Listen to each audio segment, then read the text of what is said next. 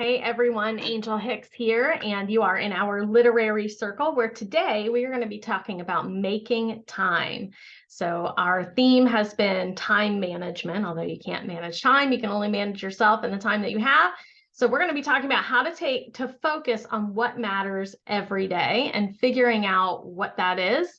So the book summary is it's about creating space in your life for what truly matters using highlights. So there's several things that you can focus on each day to make your days more productive.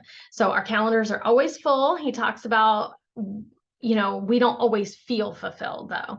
So for most of us, you enjoy your work, but it's easy to slowly fall into traps of busyness and not really effectiveness, and not really using your time wisely. So that's what we're going to talk about today. The three tips we are going to learn is one, pick a highlight for every one of your days that is either important, meaningful, or brings you joy.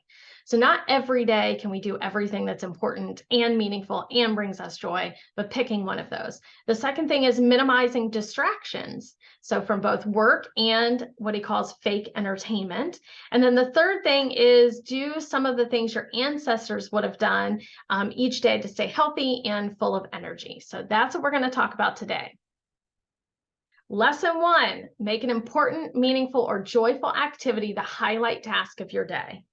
So one, what's important? So this is an absolute necessary activity or project that you need to get done. So that day, that's the important thing. It has to be done. You have a timeline. It could be a client presentation. It could be your kid's soccer game. It doesn't always have to be about business, but it should make you feel like you take care of your duties. And once it's done, you get to check it off and we're all good. The second one is make it meaningful. So what makes you the most satisfied? Is it writing for 20 minutes? Is it, starting a market research project? What is meaningful that will move you, your growth, your professional growth, personal growth, something that you really want to get done? Put it on your calendar, make time for it. The third thing is joyful. We need to be more joyful, right? We need to be doing things that bring us more joy. So he talks about sometimes you just need to goof off. And I get a lot of opportunity to do that with my grandson. I'm sure a lot of you guys have grandkids or kids at home or dogs that you can go out and goof off with. But putting that in your calendar and making sure that there's time for you to tap into just being silly and going and playing and just stuff that brings you joy. So he says, pick one of those three things every single day that's on your calendar. So every single day you feel more fulfilled and you're moving the needle both personally and professionally. Lesson number two, design your environment to fight the busy bandwagon of work and the infinity pools of entertainment. I thought those were really descriptive. So what's the busy bandwagon of work? The busy bandwagon of work is where new tasks appear quicker than we can take care of the existing ones. So if you have a team or you are on a team, this stuff, emails come flying. You're always busy, busy, busy, but are you effective and are you moving the needle? The second one is the infinity pool of entertainment. And this is really your social media, your emails, all of the apps that we have that are really meaningless. And they're all in competition to monetize our attention. So you think about Facebook, we go on to look for pictures to send somebody a card. This was an example used a couple of weeks ago. And, you're on there for 35 minutes instead of 10. And so really being aware and conscientious of those two things, just, the busy bandwagon and the infinity pool of entertainment, and making sure that we're watching our time. So so this is also part of number two. We tell ourselves that we need the right setup. So he talks a lot about this because he's a writer and he does blogging and writes novels and that kind of thing. And so for a while, he was working at Google, and they gave him this $1,000 ergonomical, stand-up desk with like the chair that was fitted to his body and all this stuff. And after years and years of going through that, he really recognized that he likes change. And so he'll do just fine working from a computer on top of a box, for a stand-up desk or at a coffee shop or whatever. So he says our setup is just in our mind. There's no really perfect space to create. Now, obviously, we can create our spaces to be what we find more productive, like my yellow room. It brings me joy and it's cheerful and it's energetic. There's some people have plants. I have an aloe plant over there. So whatever you're designing your room to be like, but it's not the design of the room that's going to make you effective. It's just you have to do the work to make yourself effective. So he says it starts with motivation, selecting a day highlight, which is one of the three we just talked about, to plan your day around. And then distraction is a constant struggle. So whether you're working from home or you're in an office, smartphone, social media is binging all the time, text messages coming through. So he says he makes it harder for those distractions to come to him by removing all apps from his phone. So he doesn't have any social media, no email, no nothing. And I know for a lot of us, that's hard because we build our businesses on social media, but just do what you can. If you're not really using this app, just get rid of it.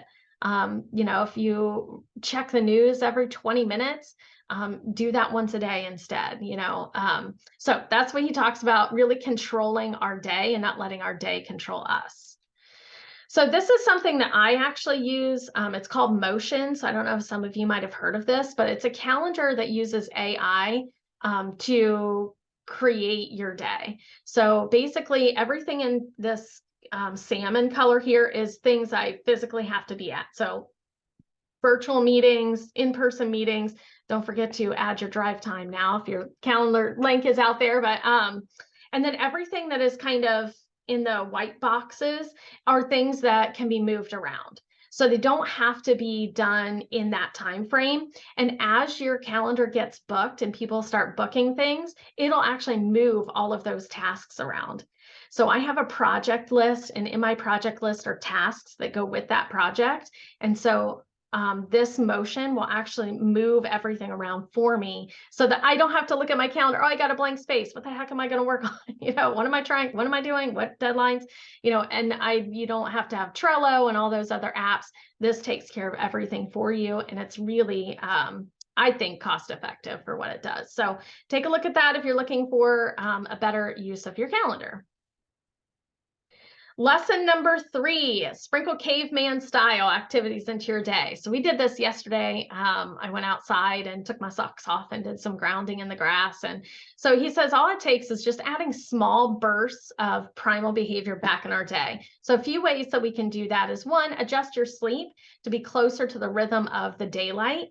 So where some people will stay up until 11, 12 o'clock at night, and then they sleep in until 8 or 9 or whatever.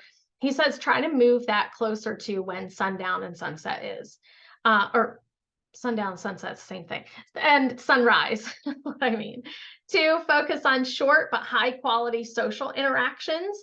So if you can at least get out to the store, or you can, spend time with your kiddos or whatever it is, make sure that you have those sprinkled into your day. And then ensure you walk 10,000 steps. I am not walking 10,000 steps every day. I can just tell you that right now, but I am walking between 5 and 6. And so that's pretty good. He says at least walk repeatedly throughout the day. So if you're used to sitting at a desk all day, making sure that we're getting up and just doing small bursts of energy, walking outside, getting into nature, whatever it is. He says, once you implement little ways to maintain your natural state of being, you'll find it's a lot easier to follow through on your highlight each day and not get distracted with outside interruptions. So really taking, again, control of your calendar and not letting outside distractions come in and throw you for a loop, which has happened to all of us. So the main points is, he said, the power of a highlight to rescue a day is critical to the attitude of self-forgiveness. You'll never be perfectly free of distraction. We know that. Your days will never be perfectly planned. And while it's not your fault that you live in a world of endless busyness and distraction, you can do something about it. You can adjust the defaults of this world. You can create an environment that supports and enables the kind of decisions you want to make about your time. So here are the breakout questions. So again, if you're watching this on replay, I always encourage you to grab your journal and just kind of journal about some of this stuff. Do you fill your days with activities that are important, meaningful, and joyful? And what are your favorite activities to do so? Number two, what is your favorite productivity hack? And if you have one, share it with us. How do you best manage your day? And then, is there one specific tip from this book that you could implement? What do you think is the biggest time suck on your day? And how could you improve your effectiveness by realizing what that time suck is? So, I hope you enjoyed this book, Make Time, and I hope you make some time.